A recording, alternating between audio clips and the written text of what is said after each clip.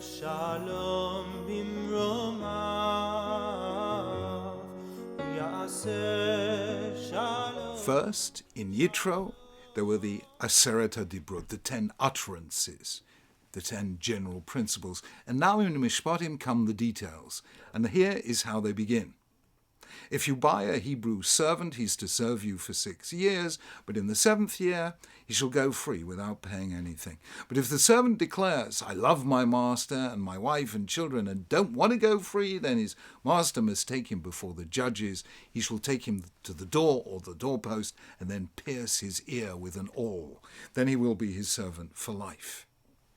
Now, there's an obvious question here. Why begin with this particular law? There's 613 commandments in the Torah. Why does Mishpatim, the first full law code in the Torah, begin where it does?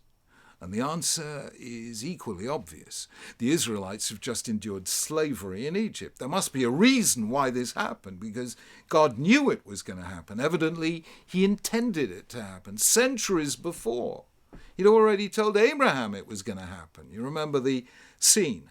As the sun was setting, Abram fell into a deep sleep, and a thick and fearful darkness came over him. Then the Lord said to him, know for certain that for 400 years your descendants will be as strangers in a country not their own, and they will be enslaved and mistreated there.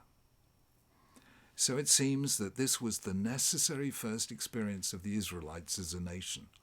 From the very start of the human story, the God of freedom sought the free worship of free human beings, but one after another, people abused that freedom. First Adam and Eve, then Cain, then the generation of the flood, then the builders of Babel. So God began again, this time not with all humanity, but with one man, one woman, one family, who would become pioneers of freedom. But freedom is difficult. We each seek it for ourselves, but we deny it to others when their freedom conflicts with ours. So deeply is this true that within 3 generations of Abraham's children, Joseph's brothers were already willing to sell him into slavery. A tragedy that didn't end until Judah was prepared to forfeit his own freedom, that his brother Benjamin should go free. Now it took the collective experience of the Israelites, their deep, intimate, personal, backbreaking, bitter experience of slavery, a memory that they were commanded never to forget, to turn them into a people who would no longer turn their brothers and sisters into slaves, a people capable of constructing a free society, which is the hardest of all achievements in the human realm, even today. So it is no surprise that the first laws they were commanded after Sinai related to slavery. It would have been a surprise had they been about anything else. But now comes the real question.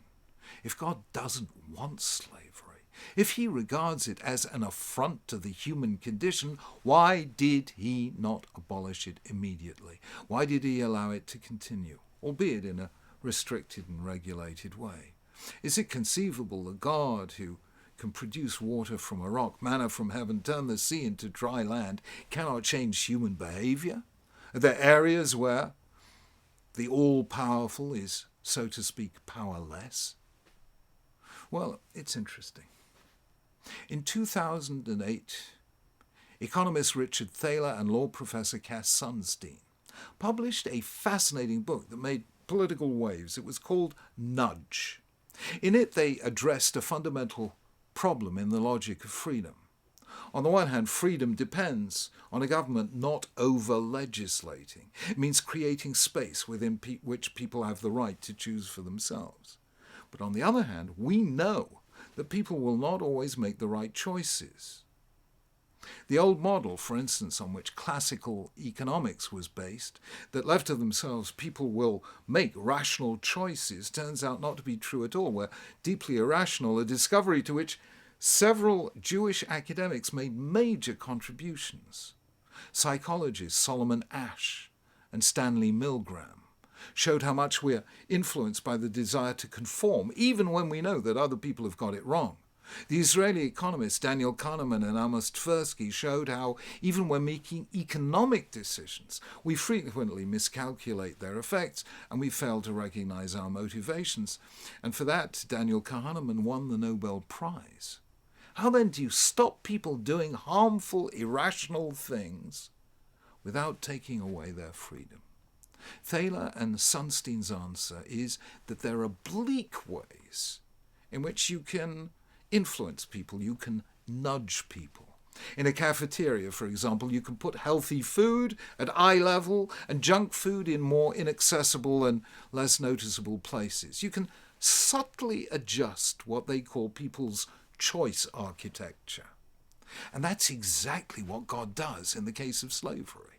He doesn't abolish it, but he so circumscribes it that he sets in motion a process that will foreseeably, even if it'll take many centuries, lead people to abolish slavery of their own accord.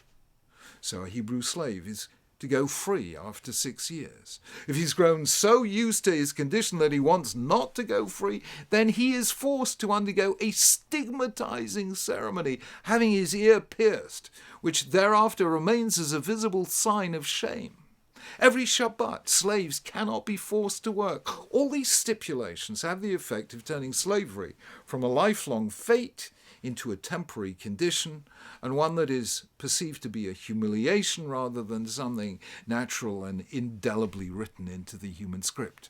Why choose this way of doing things? Because people must freely choose to abolish slavery if they are to be free at all.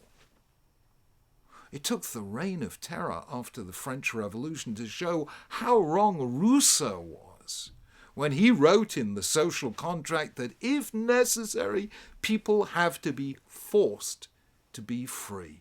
You cannot force people to be free. It's contradiction in terms.